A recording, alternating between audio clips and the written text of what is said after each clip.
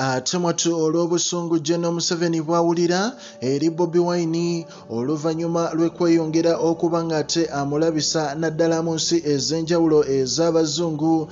Tekyaddaaki okusinziira ku mukulu Honorable Francis Zaake yavuddeyo n'ayasa ebyama n'agamba nga gavumenti weyagala okuba nga emukozesa ate bateeke omusango gwa treason ku mukulu Bobiwine.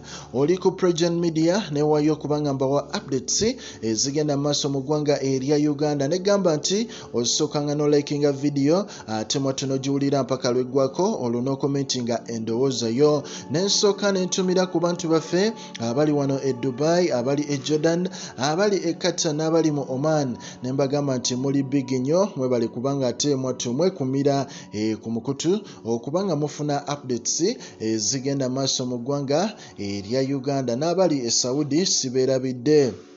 Ate mwatu kyaddaaki ye omukulu Francis Zaake olunaku olw'eggulo yagenze n'abotola ebyama pulaani zonna General Museveni n'abantu be ze bagezaako okuba nga ate bapaatiika oba bayiiya. Era mu mbeera eyo yavuddeyo n'agamba nti waliwo omuntu we ow'emityana mwatu gwe baawamba naddala bano aba CMI ate mu mbeera y'omutulugunya n'okumwinterogetinga omubuuza ebibuuzo ebikambwe nga bamugamba nti ye nga ye baagala akkirize nti omukulu Zaake ate mwatu yenyigira mu bikolwa ebyokulya mu nsi y'olukwe nga kino kyonna omukulu kasita akikkiriza ate byonna mu biteeka ku Zaake ate babyolekeze omukulu Bobiwine nga eyamutuma okubaako engeri gy'akolamu ensonga ezo ez'okulya mu nsi ye olukwe.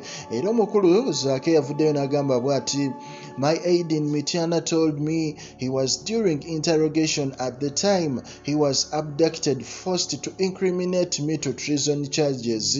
Ndowooza owulira n'agamba nti abakulu abo baagala kuteeka ku Bobiwine misango gya kulya mu nsi ye lukwe. N'agamba naye ate ffe tetugenda kutya olw'ensonga nti bingi babitukoze tebagenda tutiisatiisa ate teri kigenda tumalamu maanyi. N'agamba nti byonna bajja kubikola naye era bajja kumala bamaliriza ate mwattu beekubye essasi mu kigere. N'agamba nti how safe are you if big position people in government like the speaker are crying of threats.